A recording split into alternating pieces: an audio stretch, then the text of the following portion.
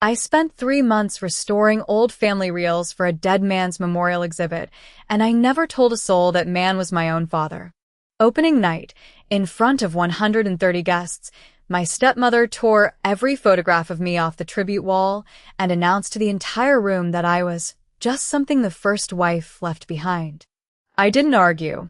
I reached for the remote, because hidden inside one of those ruined reels was my father's own voice, recorded only days before he died, and it was about to unravel everything she had spent 17 years building.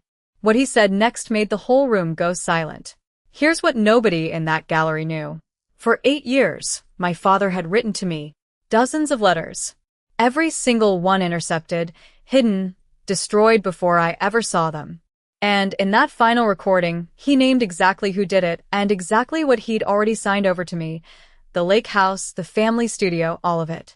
Because what I'm about to tell you started 3 years earlier with a woman who believed a 15-year-old girl would forget her father loved her. The studio smells like vinegar and dust before it smells like anything else. That's the first thing people notice when they walk into Reed Restoration on West Fulton Street. The sour tang of decomposing acetate, the thing archivists call vinegar syndrome, mixed with the machine oil off the film scanners. I stopped noticing it years ago. Now it just smells like Tuesday. I had a Bell and Howell reel open on my bench, a wedding film from 1961.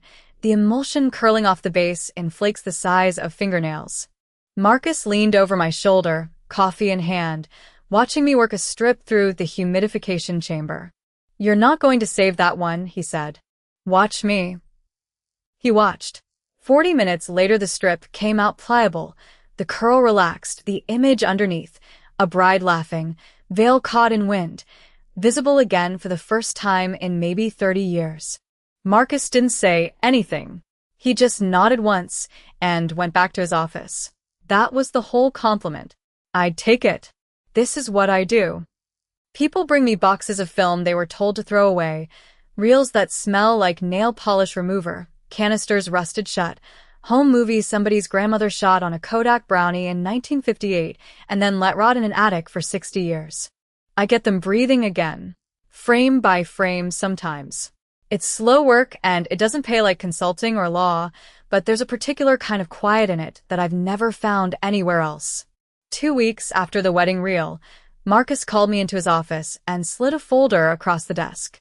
"Big one," he said. "Memorial exhibition. Family wants a full archive restoration, stills, 8mm, some quarter-inch audio. 90-day turnaround, opening night at the end of it. They're paying premium for a rush job." "How big is the archive?" Client says decades. Boxes in storage, boxes in an attic, a whole cabinet in what used to be a home studio. He tapped the folder. Deceased was some kind of hobbyist. Serious about it. "You'll like this one." I opened the folder in the break room, alone, coffee going cold beside me. The intake sheet was standard. Client name, contact, delivery address, scope of work. My eyes went down the page the way they always do, categories, quantities, condition notes, until they hit the line marked deceased/subject of collection. Thomas Bishop. I read it twice, then a third time, waiting for the letters to rearrange themselves into someone else's name. They didn't. I set the folder down on the break room table, face up, and looked at the wall for a while. There's a coffee stain on that wall shaped like Ohio. I've looked at it before. I looked at it a long time that day. My father was 63. I hadn't known he was sick. I hadn't known he was dead, either, not until that piece of paper told me, 3 weeks after whatever service they must have held, because I hadn't gotten a call, a text, a card. Nothing. 8 years of nothing, and then a client intake form informing me, in 12-point font, that Thomas Bishop was now the deceased. My mother died when I was 15. Ovarian cancer, 11 months from diagnosis to the funeral, and I remember more about the smell of the hospital room than I do about her face by now, which is its own kind of grief. My father remarried within 2 years, a woman named Diane, sharp-jawed and precise, who arrived with a daughter of her own, Vanessa, 3 years younger than me and already better at being loved in that house than I ever managed to be. It wasn't one dramatic event. It was smaller than that. My photos came down off the hallway wall to make room for Vanessa's school portraits. My birthday moved to the following weekend, 2 years running. And one afternoon I stood in the next room holding a laundry basket and heard Diane tell a neighbor, light as a joke, "Vanessa's the one who actually needed me." I left the day after my 18th birthday, packed 2 suitcases, took the Greyhound to my aunt's place in Rockford, and told myself I wasn't running from anything. I was just starting my life on schedule. 8 years. Not one letter. I used to check the mailbox at my old apartment like it might change something, which tells you everything about how long you can keep hoping past reason. And now here he was in a manila folder, a job number instead of a father. I carried that folder back to Marcus's office. He looked up, still holding his coffee. "So? You in?" "I'll take it," I said. My voice came out steady. "I made sure of that." "Good. I'll draw up the contract this afternoon." I did not tell him whose name was on the folder. I didn't trust myself to say it out loud yet, not until I understood why I was walking into this instead of walking away from it. 90 days later, I was in the client storage unit on the north side of the city, gloves on, kneeling over a footlocker of reels that hadn't been opened since sometime in the 90s. Dust rose in the flashlight beam like something disturbed out of sleep. I lifted canister after canister, heavier ones first, water-damaged ones set aside for the lab, until my hand closed around one lighter than the rest, its lid taped shut with a strip of masking tape gone brittle and yellow. Someone had written across that tape in handwriting I would have known anywhere, in any decade, in the dark. For Claire, do not let Diane see. I sat back on my heels in the cold storage unit and stared at my own name in my father's hand until the flashlight beam started to shake. I closed the case and put it back exactly where I'd found it. Then I did the job I was hired to do. The lake house sat 40 minutes north of the city, the kind of drive where the trees thin out and the light off the water gets sharp enough to hurt. I parked the studio van on the gravel apron beside a black Range Rover I didn't recognize and sat there a moment, hand on the ignition, running through the story Marcus and I had agreed on. I was a contractor. I did condition assessments. My name on the intake sheet was Claire Bishop because that was, in fact, my legal name and nobody had thought to question it because why would they? Bishop wasn't rare. And the woman who'd raised me for 3 years had never once, in that time, learned to really look at my face. I was right. Diane opened the door in cream slacks and a silk blouse the color of unset custard, reading glasses pushed up into hair that used to be blonde and was now something more expensive, more managed. She looked at my badge, not my face. "You're from Reed's," she said. Not a question. "Yes, ma'am." "Claire, I'll be doing the walkthrough for the exhibition space." "Good. Wipe your feet. The floors are original oak." She turned and walked back into the house I grew up in like she'd built it herself, and I followed her into the front hall, where my mother's mirror used to hang and now didn't. The house smelled different. Lemon polish instead of my father's pipe tobacco, which he'd quit the year I turned 12 but which had lived in the wood for a decade after. Someone had repainted the hallway a gray called, probably, something like morning fog. I cataloged it the way I catalog a damaged reel, clinically so my hands would stay steady. Vanessa was in the great room, up on a step stool, hanging a frame. She'd gotten taller. Her hair was cut in a sharp bob now, event manager hair, and she had a laser level in one hand and a roll of blue painter's tape looped around her wrist like a bracelet. She glanced over. "Oh, Are you the photo person?" "Restoration, yes." Cool. Mom's very particular about the sight lines. She said it lightly, almost apologetic, and something in her face flickered, a half-second where I thought she might actually be looking at me and not through me. Then Diane clapped once, and Vanessa's attention snapped back to the wall like a dog called to heel. The memorial wall took up the whole east side of the great room, floor to 12-foot ceiling. A grid Vanessa had chalked out in faint pencil lines. Frames were already going up. I made myself walk the length of it slowly, professionally, my tablet raised like I was assessing hanging hardware. Diane at 8. Diane and Thomas at their wedding, her in ivory, him in a gray suit I remembered from exactly one other photo, the one of him and my mother that used to sit on the mantel and now, I understood, did not. Vanessa's high school graduation. Vanessa and Thomas at a Cubs game. A studio portrait of the three of them, Thomas, Diane, Vanessa, taken maybe 6 years ago. Everyone's teeth very white. 41 photographs. I counted them without meaning to, the way I count frames per second out of habit. Not one had my mother's face in it. Not one had mine. We're keeping it curated, Diane said, appearing at my elbow without my hearing her cross the room. This is about who Thomas was at the end. Not a scrapbook of everyone who ever passed through his life. Of course, I said. There's a box in the hall closet. Old things, family, whoever. If your studio finds anything with the girl in it, the first wife's daughter, just set it aside. We won't be using those. She said it the way you tell a caterer to hold the shellfish. Allergy, not grief. She hasn't been part of this family in a long time. No sense confusing people. I wrote box, hall closet, exclusions on my tablet in handwriting so level I didn't recognize it as my own. Somewhere behind my sternum something had gone very quiet, the way a room goes quiet right before a reel snaps. Understood, I said. I'll flag anything with the daughter for your review. Good girl, Diane said, and moved off to correct the angle of a frame that was already straight. I found Thomas's darkroom at the end of the hall, half converted now into what looked like Diane's wrapping paper storage, boxes of ribbon stacked where the enlarger used to sit. But the built-in cabinet under the counter was still his, same brass pulls I used to swing on as a kid until he told me I'd break them.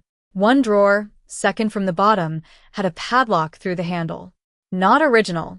New, bright steel, the kind you buy at a hardware store when you have something specific to keep out of someone specific's hands. I crouched and touched the lock, just to feel the weight of it, and that was when Diane's shadow fell across the doorway. That one's mine, she said, and I heard the change in her voice before I turned around. The hostess register gone, something flatter underneath it. She was already crossing the room, hand out. Personal effects. That's private, don't touch it. She lifted the drawer's edge to check the lock had held, and her knuckles were white around the little brass key she'd pulled, unasked, from her pocket. Don't come near it again. I stepped back from the drawer, hands loose at my sides, and let Diane walk away first. That was the job description now. Hold still, hold quiet, let her win the small rooms so I could get into the big one. Eleanor found me 20 minutes later, standing at the end of the dock with a light meter I didn't need, checking readings I already had memorized. She had Thomas's chin, that same way of tilting her head before speaking, like she was giving the words a running start. You're the restoration girl, she said. Not a question. Her cardigan was buttoned wrong, one hole off, and she didn't fix it. Marcus Reed Studio. Diane mentioned the name twice at lunch, like it was a brand of paper towels. That's me. Claire. She said it soft, testing the shape of it in her mouth after 8 years of not saying it out loud. My God, Claire. I didn't correct her. There was no version of denial that would hold up against her face right then. The way it had gone loose and young. The way her eyes filled before she'd even decided to let them. Can we walk? She said. Not here. Not near the house. We went down the gravel path toward the boathouse, past the willow that used to drop leaves in my hair every September, and she didn't speak again until the house had shrunk to a shape behind glare on the water, a building with windows that might still be watching. I have to tell you something, and I need you to let me finish before you say anything, because if you stop me, I don't think I'll get through it twice. Her hands were shaking. She pressed them together like she was praying or holding something in. 9 years ago, the year after you left, your father came to me in Rockford. October. He had an envelope, sealed, thick, your name on the front in his handwriting. He asked me to mail it so it wouldn't come from this address. He said, if it comes from here, she won't open it. The lake made a small sound against the dock posts. I kept my eyes on the water because I didn't trust what my face was doing. I told him I would. I meant to. Her voice cracked on meant. 2 days later, Diane called me. She already knew, I don't know how. Maybe she went through his desk. Maybe he told her himself. And she said if I mailed anything to you without her knowing, she'd make sure I never saw the family at Christmas again. Pleasant, like she was telling me the store was out of a casserole dish. Eleanor's breath went ragged. I was 60 then. I'd already buried a husband. I didn't want to spend what was left of my life fighting your father's wife over an envelope. So I gave it back to him and told him I couldn't do it, and I never told you, and I have hated myself in a quiet, specific way every day since. Did he try again? My voice came out steadier than I expected, which surprised me more than the story did. I don't know how many times. I know he asked about you at every holiday, right up until the last one he could still speak in full sentences. He'd wait until Diane left the room. Have you heard from Claire? Does anyone have a number for Claire? Like a man checking a door he already knew was locked. She wiped under her eyes with the heel of her hand, angry at the tears, at herself, at all of it. I thought about the drawer in the darkroom. The new lock. The way Diane's knuckles had gone white around that little brass key, like she was strangling something. There's a locked drawer in his darkroom, I said. New lock. Diane wouldn't let me near it. Eleanor's head came up fast. What's in it? She said it was private. Everything in this house is private the moment it's about you. Her eyes went back toward the house, calculating something, and her voice dropped, practical and cold, out of step with the cardigan and the crying. Listen to me. She's not just protecting feelings. David Okafor's office called her twice this week. I answered the house line once by accident, heard her side of it. She's pushing to get some kind of transfer finalized before the exhibit even opens. She wants this house settled and signed before anyone else gets a say, including you. What kind of transfer? I don't know numbers, but I know the word she used on the phone. Expedite. Your father used to say that word when he was trying to get film stock through customs before it spoiled. Eleanor took both my hands in hers. They were cold despite the August heat, cold the way hands get when the blood's gone somewhere else, toward the heart, toward fear. There's something else. The reels in the back of the archive box, the ones marked with tape instead of labels, those are new. Your father shot those 3 weeks before he died. I drove him to the camera shop on Milwaukee Avenue myself, and I never told Diane where we went. She glanced once, quick, toward the house, like the walls had ears trained specifically for this conversation. Then she leaned in close, and her voice dropped to almost nothing. Claire, listen to me carefully. Her grip tightened on my hands until it hurt. You have to open those last reels. Your father shot them 3 weeks before he died, and he told me not to let Diane find out he'd filmed them. I didn't sleep that night, and I didn't try to. By 6 the next morning I was at Reed Restoration, badge tapped against a reader, hallway lights flickering on one panel at a time as I walked to the back lab. Marcus's office was still dark. Good. I wanted the room to myself. The real Eleanor had described wasn't the one already sitting on my bench. That one was marked for Claire in my father's handwriting. I'd left it untouched for 3 days, because I hadn't been ready. Now I was. Or I told myself I was. I pulled on cotton gloves and lifted the lid. The film had fire damage along one edge, a scorched line eating a 1/4 inch into the frame. The acetate had gone brittle and amber, like old tortoiseshell. Someone had tried to put the fire out fast. Water had crept between the layers too, gluing them into one fused disc. I held the reel in my palm. It felt lighter than it should have. That's not going to unstick itself by staring at it, I said out loud, because the studio was empty and I needed to hear a voice that wasn't just in my head. I carried it to the humidor, a converted wine fridge Marcus had rebuilt 2 years ago, lined with damp towels and a shallow tray of water. No chemicals. Just moisture and time. I set the reel inside and closed the door. Give it 4 hours, I told myself, and walked away before I could open it again out of impatience. When I came back, the outer wraps peeled free with a faint crackle, like lifting a photograph off an album page. The core, where the scorch had gone deepest, stayed hard and waxy. I fed the first clean section into the scanner and pressed play. Gray static. Then a frame resolved. My father's face filled the monitor. I hadn't seen him in 8 years, and the man on the screen wasn't the one in my memory. He was thinner. The skin under his eyes had gone the color of a bruise that won't heal. His collar hung loose at the neck, the way clothes do on someone who's lost weight fast and hasn't had time to buy smaller shirts. He sat in the leather chair from his study, I recognized the brass tufting behind his shoulder, and he looked straight into the lens. His mouth moved. No sound came through. I checked the sync track. The audio had degraded into a wash of hiss, the magnetic coating flaking off the tape in patches like old paint. I ran it through Marcus's noise filter, a program built to hunt the shape of a human voice inside garbage and pull it forward. 3 seconds came through clean. Claire. Static. Wrote you. The letters. Gone again. I sat back from the desk, both hands flat on the table, pressing down as if I needed to hold them still, though they weren't shaking yet. I ran the clip again. On the 4th pass, one more fragment surfaced, buried under a burst of static thick enough to sound like a fire crackling. The house. I need you to know the house. Then nothing. I don't know how long I sat there with the headphones still on, listening to silence that used to be my father's voice. The door opened behind me. Marcus, coffee in hand, stopped mid-step when he saw my face. You found something. 3 seconds, I said. Maybe 4. He says my name. He says letters. He says the house.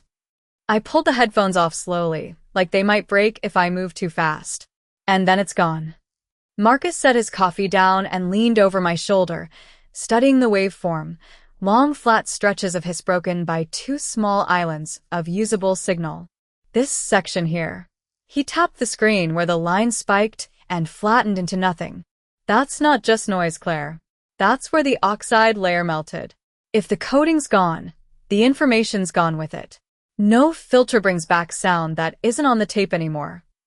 How much of the reel is like that? We won't know until we get through it. He pulled the second stool up beside mine. I want to be honest with you. If that section's as far gone as it looks, we may never get the rest of that sentence about the house. You should prepare yourself for that. I looked at the 2 words frozen on my monitor. The house. 8 years of silence, and this was what survived it. A scorched circle of film, a voice breaking apart right at the one place I most needed it to hold together. We're not stopping, I said. Marcus didn't argue. We started feeding the rest of the reel through together, frame by frame, the scanner humming low and steady in the quiet lab. We were 40 minutes in, 3/4 of the way through, when the transport made a sound I'd never wanted to hear, a soft catch, a stutter, then a tearing noise no thicker than a paper cut.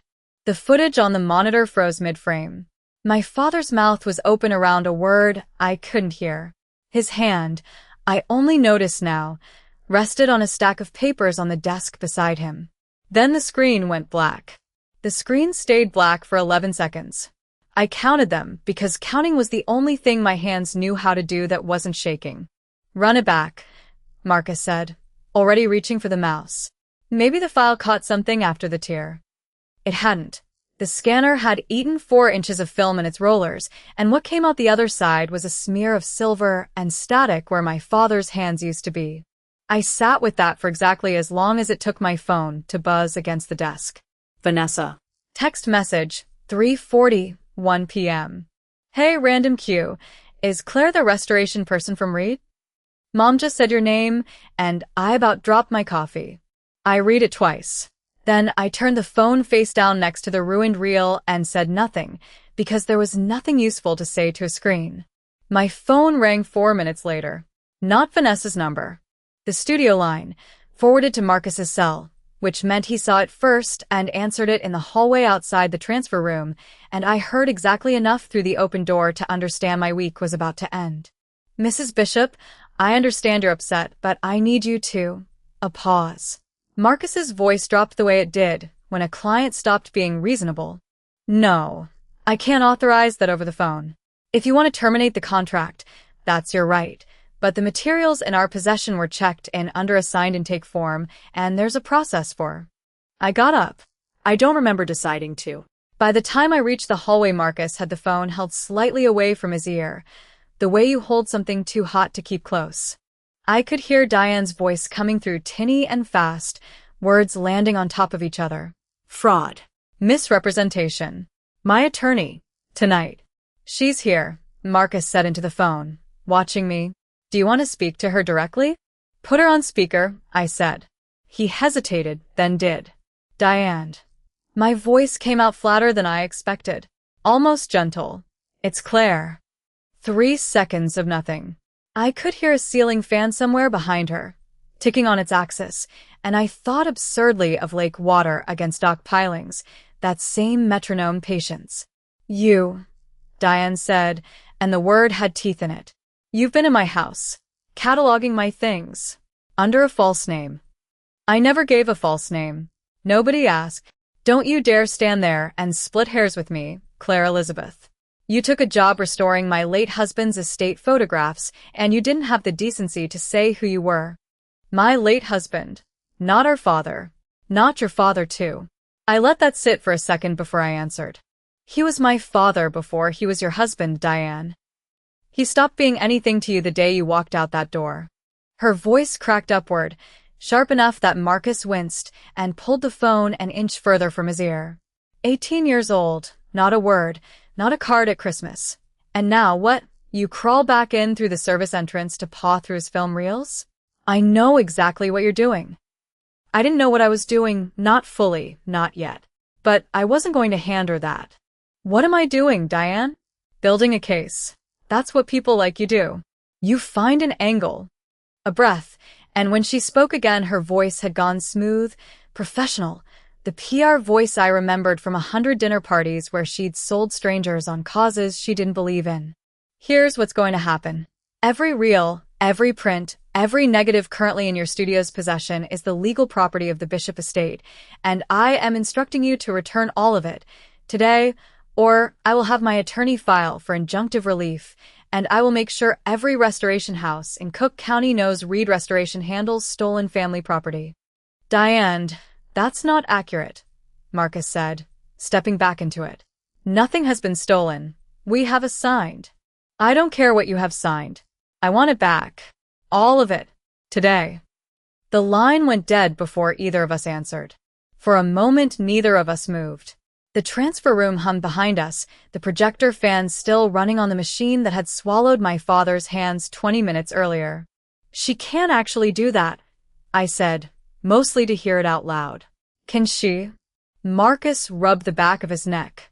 Legally, if she's executor of the estate and the materials are titled to the estate, she can absolutely demand return of physical property mid-contract. It'll cost her the deposit and probably some goodwill, but yes, she can do it. He looked at me, and something in his face had gone careful, apologetic. Claire, I have to comply. If she shows up with a courier and a letter from counsel, I have no legal ground to hold your father's film hostage. Even the for Claire reel. The one with 3 or 4 seconds of salvaged audio, and my father's hand resting on a stack of papers I would now never see finished. I had thought I had 90 days. I had thought I understood what I was dealing with, a bitter woman curating her own comfort at a memorial. I had been wrong in a much smaller way than I realized, and the difference between those two Dianes, the petty one and this one, sat in my stomach like something swallowed too fast. The courier came at 5:15. A man in a gray Bishop legal polo loaded 4 archive boxes into a van outside, checking each label against a clipboard while I stood on the curb and watched 8 years of my father's life leave in a vehicle I hadn't chosen. As the van doors shut, Marcus's hand closed lightly around my elbow, pulling me half a step back toward the building. Claire. He kept his voice low, glancing once at the van pulling away. Our intake procedure. Every reel gets digitized before it goes back out, full scan, backed up to the server, before we ever return an original to a client. He waited a beat, watching my face change. You forgot that? The backup drive spun up under my hand, cold plastic ticking as it read. Digital archive, October batch, Marcus said, scrolling through folder names on the studio's main monitor. If the scanner logged it before it jammed, it's in here. I didn't answer. I was watching the progress bar crawl. For Claire 08mm_rod. MOV appeared at 11:58 p.m., 4 days before the courier took the physical reels. Marcus clicked it open without asking. He knew better than to ask. The footage was worse than what I remembered from the lab, grainier, the color drifting green at the edges, but it was whole. My father's face filled the frame, Thinner than I'd let myself picture him, the skin loose along his jaw the way it gets when a person has been sick a long time and stopped fighting the sickness in front of a mirror. Audio first, I said. Isolate it, strip the hiss. Marcus dragged the waveform into a separate track. It looked like a heart monitor gone wrong, spikes and dead flat stretches with no pattern I could read. He ran the denoiser twice.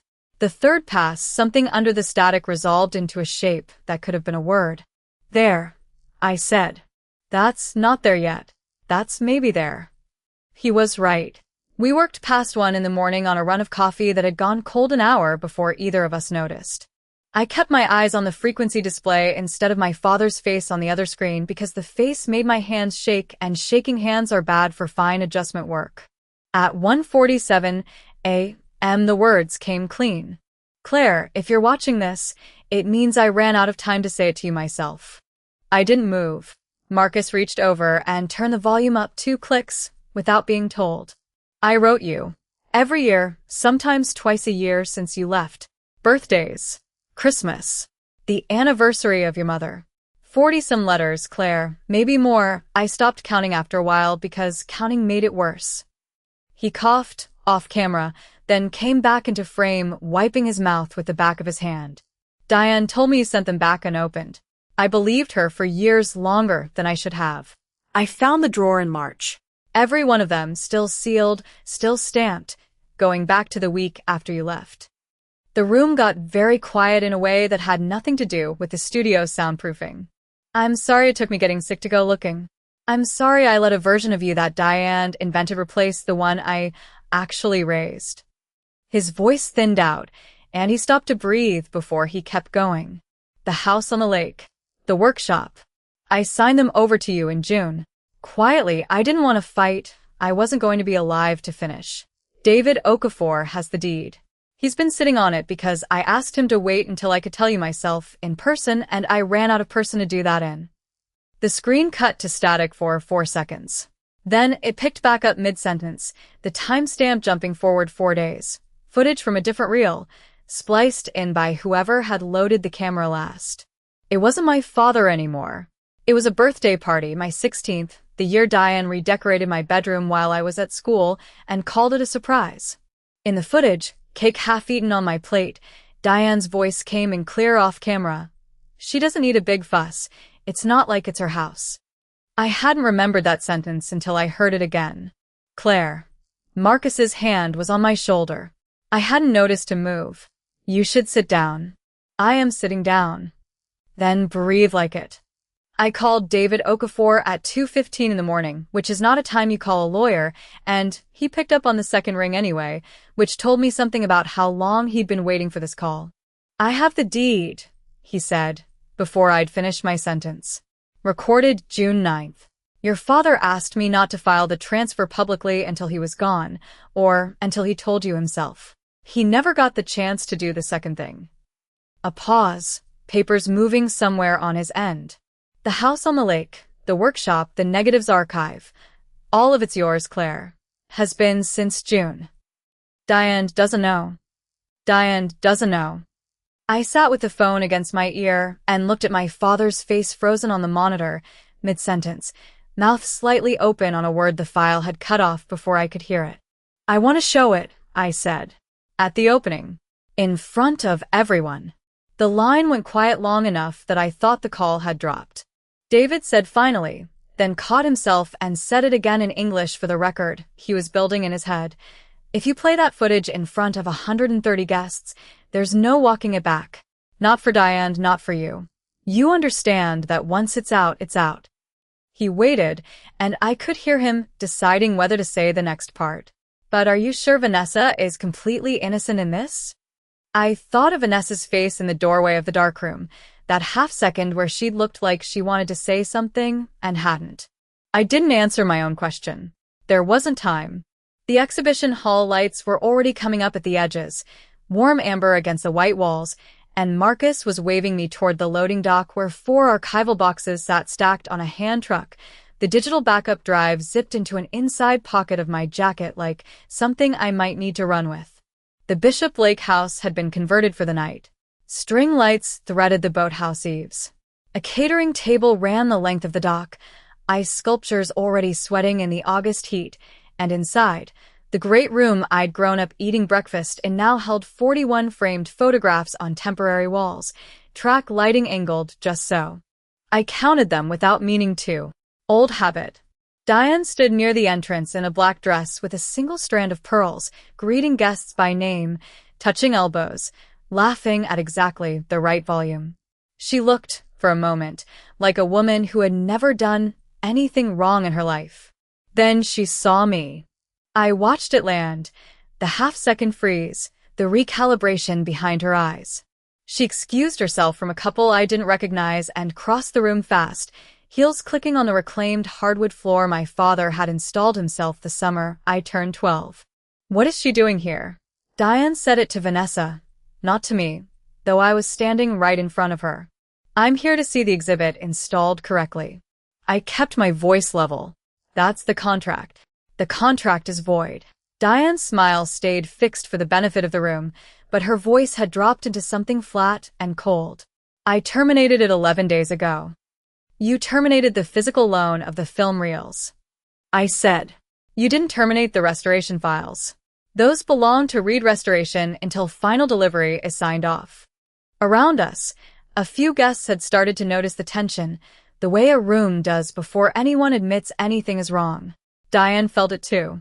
She turned toward the memorial wall, toward the small cluster of photographs near the far end that I hadn't realized, until that moment, were the only ones with my face in them. A school portrait at 14. One of me and my father on the dock, both of us squinting into the sun. She walked to the wall and began taking them down. Not quickly, not in a rage. She unhooked each frame with the same unhurried precision she'd have used arranging a seating chart, and she stacked them face down on a side table while 130 conversations died around her one by one. Diane. Marcus's voice low, from somewhere behind me. She didn't stop. When the last frame came down, she turned to face the room, and I understood then that she wasn't hiding this. She wanted witnesses. I think some of you have wondered about her. Diane gestured at me, without looking at me. So, let me save everyone the awkward whispering. Claire was never real family. She's what was left over from Thomas's first marriage. A guest who stayed 16 years too long. Someone's champagne glass clinked too hard against a plate. Nobody spoke. I didn't argue with her. There wasn't a version of that argument I could win standing in a room she controlled, on a floor my father had laid, in front of people who'd known her for years and me not at all. So, I didn't try. I walked to the projector card at the center of the room, the one Marcus had set up that afternoon for what everyone assumed would be a slideshow of family photos, and I plugged in the drive from my jacket pocket. What are you doing? Diane's voice had lost its performance now. Showing people something my father wanted seen. I said. The screen came up white first, then flickered into the grain of restored 8mm, and the room's low murmur cut off completely when my father's face filled the wall, thin, sallow, sitting in the chair from his study, 3 weeks before he died. His voice came through the speakers Marcus had rigged that afternoon, cracked and quiet and unmistakably his. Claire, if you're seeing this, it means I ran out of time to say it to your face. I wrote to you. More than 40 letters over 8 years, maybe more. I lost count near the end. Diane told me you never answered. I believed her longer than I should have. Diane moved toward the cart. Turn that off. I found the copies in June. My father's voice kept going, steady even as his hands shook on screen. She kept everyone. I'm not asking anyone to forgive that tonight. I'm telling you because the house on the lake, the studio, all of it, I signed it to Claire in June. David has the deed. It was never a question. Diane lunged for the power strip at the base of the cart. Marcus got there first, one hand flat against her wrist, and Eleanor, I hadn't even seen her cross the room, stepped in front of the cord, arms folded, saying nothing, needing to say nothing. The film cut to another reel, spliced in, grainier, older. A hallway I recognized as this house 16 years ago. My 16-year-old face in the frame, and Diane's voice off camera, sharp and unmistakable, saying words I'd spent 8 years trying to forget I'd ever heard. Diane's mouth opened. No sound came out.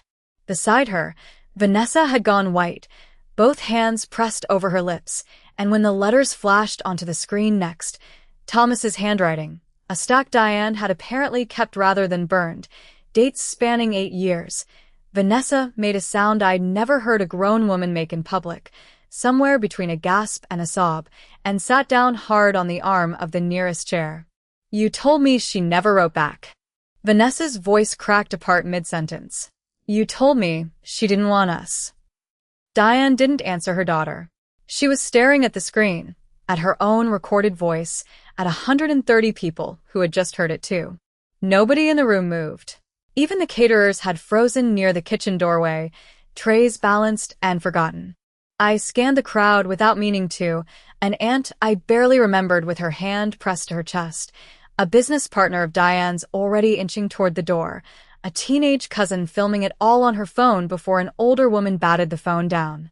Whatever happened next, this room would carry 2 versions of Tonight out into the world by morning, and I understood, standing there, that I no longer had any control over which one won. Into that silence, a man in a gray suit stepped forward from near the back of the crowd, a leather portfolio under one arm. I recognized him before Diane did. Since everyone's already heard this much, David Okafor said, setting the folder down on the table beside the overturned photographs, I think it's time we made it official, exactly who the legal owner of this house is. The room stayed quiet enough that I heard the wine cooler humming behind the bar. The deed for this property, David said, opening the folder, was recorded on June 9th, transferring full ownership of the lake house and the family photo studio to Claire Elizabeth Bishop. That's 4 weeks before Thomas passed. It has been legal, filed, and public record for over 2 months. He held up a single page. Nobody moved to take it from him, so he just kept talking, the way a man does when he's said something 100 times before in quieter rooms. Mrs. Bishop has known this since the reading of the will, he said. I have the email confirmations if anyone needs them.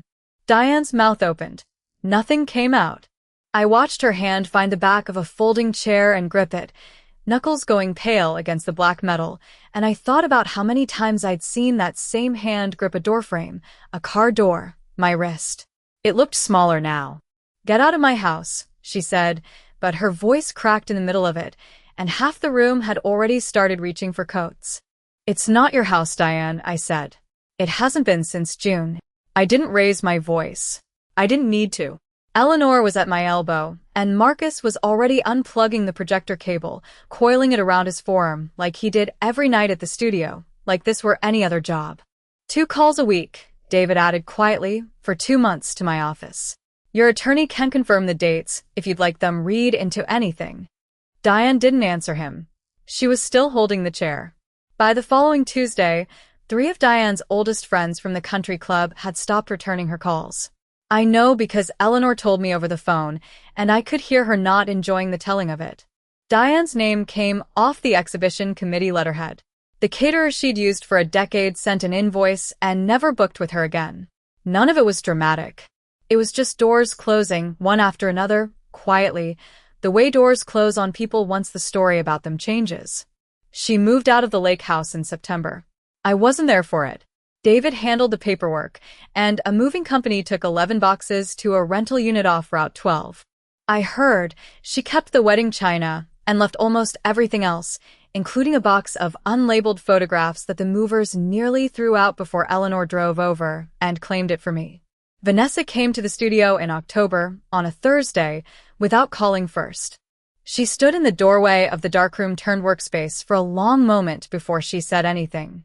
Marcus told me it was okay to come back here, she said. I didn't want to just show up. You're here, I said. Sit if you want. She didn't sit. She stood by the drying rack where 3 restored strips of Super 8 hung like ribbons, and she looked at them instead of at me, which made it easier for both of us. I'm not going to tell you she didn't mean it, Vanessa said. I used to think that would fix something. Say she didn't mean it, say she was just protective, say 100 things. I've stopped. She wrapped her arms around herself. I started seeing someone, a therapist in Evanston, Tuesdays. That's good, I said, and I meant it plainly. without an edge underneath. I read 40 of the letters, she said. David gave me copies last month. I made myself read them at his office because I didn't trust myself to read them at home. Her voice thinned. You were 15 in half of them. He wrote about your birthday. Every year. He wrote about it every single year, Claire. I didn't say anything to that. Some things don't need an answer. They just need a witness, and I let her have 30 seconds of silence before I asked if she wanted coffee. She didn't stay long. But she came back the following week, and the week after, and by November she was helping me catalog negatives on Thursday afternoons, the two of us not talking about Diane at all, which was its own kind of progress. Eleanor I forgave in October, on her porch in Rockford, over decaf she'd made too strong. I should have mailed it myself, she said. I should have driven it to you instead of trusting her to pass it along. You were scared of losing the only family you had left, I said. I understand scared better than most people. That's not an excuse. I didn't say it was. I said I understood it.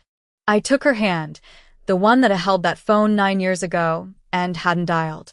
You told me the truth when it mattered. That's more than she ever did. The studio at the lake house reopened in December, not as a gallery, but as what it had always meant to be. I hung my mother's photograph back on the wall by the north window, the one where she's laughing at something off camera, sunlight catching the side of her face. Beside it, my father at 40, holding a camera instead of looking into one. 41 photographs came off Diane's memorial wall that August night. I didn't need 41 to replace them. I needed 2 and the truth underneath them. The locked drawer, the second from the bottom, sat empty now. I'd taken the steel lock off myself with a screwdriver from Marcus's toolbox and dropped it in the recycling bin outside the studio, and it had made a small, satisfying clatter against the aluminum. People bring me their broken reels now. Water damage, house fires, decades in an attic. I tell them the same thing every time. Film doesn't lie, it just goes quiet until someone's patient enough to listen. I didn't burn anything down to get my name back on that wall. I just waited for the light to catch it,